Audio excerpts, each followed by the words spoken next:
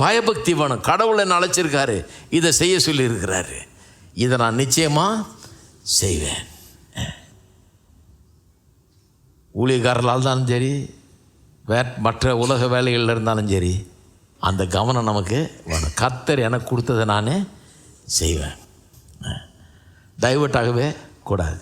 அப்போ தான் வெற்றிகரமாக செய்ய முடியும். அந்த வேலையில் கடைசி வரைக்கும் நின்று கரெக்டாக அதை செஞ்சு முடித்தா தான் செய்ய முடியும். பாருங்கள், இன்னொரு திட்டம் போடுறான். வரமாட்டேன்னு சொன்ன உடனே பெரிய வேலையை செய்கிறேன், இந்த வேலைக்கு இப்போ பேச வர முடியாதுன்னு ஒன்று ஒரு லெட்டர் அனுப்புகிறான். பாருங்கள் என்ன சொல்கிறான், நீர் இந்த ஜனங்களுக்கு ராஜாவாக போறீன்னு ஊரில் பேசிக்கிறாங்க, இரு நான் அந்த பெர்சியா ராஜாவுக்கு சொல்கிறேன், அவர் உன்னை அனுப்பிச்சிருக்காரு செவரை கட்டியான்னு, நீ செவரை கட்டிட்டு அவருக்கு எதிராக விரோதமாக கலங்கம் பண்ணி இந்த ஊருக்கு நீயே ராஜாவாயிடலான்னு பார்க்குறேன்னு எல்லாம் சொல்கிறாங்க, நான் இந்த லெட்டரை நான் அங்கே அனுப்ப போகிறேன் அப்படின்றான்.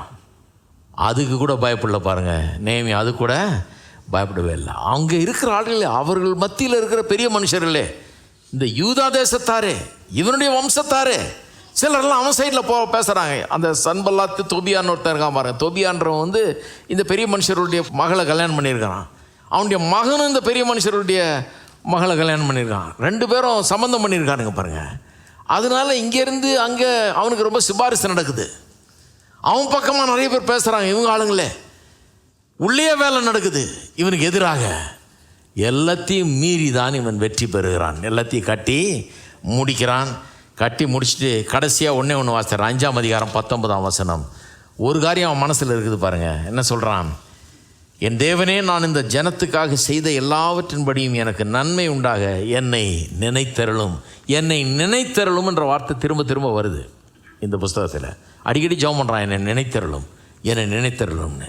இங்கே சொல்கிறான், இந்த ஜனங்களுக்கு நான் செய்த எல்லாவற்றின்படி எனக்கு நன்மை உண்டாக என்னை நினைத்தரலாம். அவனுக்கு உள்ள மனசில் என்ன இருக்குன்னா, நான் இதெல்லாம் செய்கிறேன், பல கஷ்டங்கள், பல எதிர்ப்புகள், பல போராட்டங்கள் இருந்தாலும் நான் செய்கிறேன், ஒரு அர்ப்பணிப்போடு செய்கிறேன், உறுதியாக செய்கிறேன், கஷ்டங்களை பொருட்படுத்தாமல் செய்கிறேன்.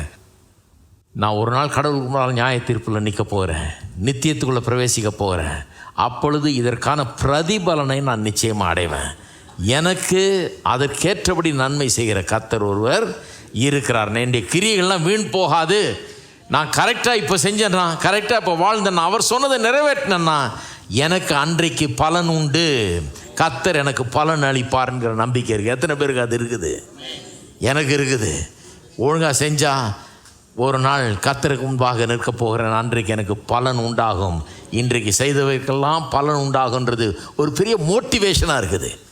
மற்றவங்க நினைக்கிறாங்களோ இல்லையோ, நான் நினைக்கிறேன், நீங்களும் ஒவ்வொருவரும் நினைக்க வேணும். அப்பொழுதுதான் வெற்றிகரமாக வேலை செய்ய முடியும். எல்லாரும் எழுந்து நிற்போம்.